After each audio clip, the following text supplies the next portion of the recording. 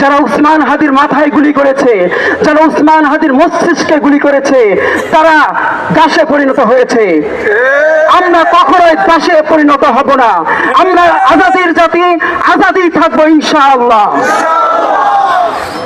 এক্ষুনি ছিঁড়ে খাও আমাকে, হে আটলান্টিকের ঈগল, শিগগির খুবলে খাও আমাকে।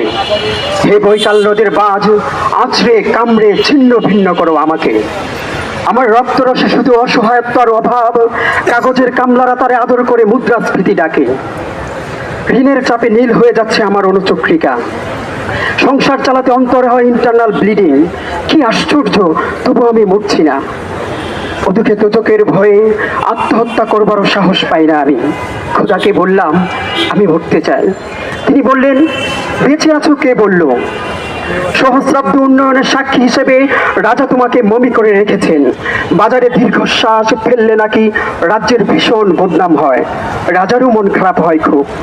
কোতোয়ালরা ফরমান জারি করেছে আমাকে সারাক্ষণই হাসতে হবে, নইলে দেশি কুকুর ও বিদেশি মাগুরকে একবেলা ভালো মন্দ খাওয়ানো হবে আমার মাংস দিয়ে। নিত্যদিন ব্রয়লারের ভুঁড়ি নাকি ওদের ভাল লাগে না, অথবা আমাকে ভাগ দিয়ে বেচা হবে। মানুষেরও তো মানুষ খাওয়ার স্বাদ হতে পারে, তাই না? ভাগ্যিস তা বিদেশি সুপার শপে বিক্রি হবে না। দেশি মানুষেরও তো হক বেশি আমাকে খাওয়ার। এই দুচোখে যখন নিয়তি, তখন আমি উদাম হয়ে ডাকছি দুনিয়ার শ্রেষ্ঠ মাংসাশী বিহগদের।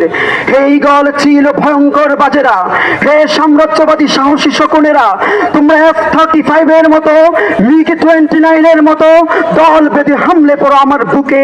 আমার রান থান চক্ষু কলিজা আজ সব তোমাদের গনিমতের মাল।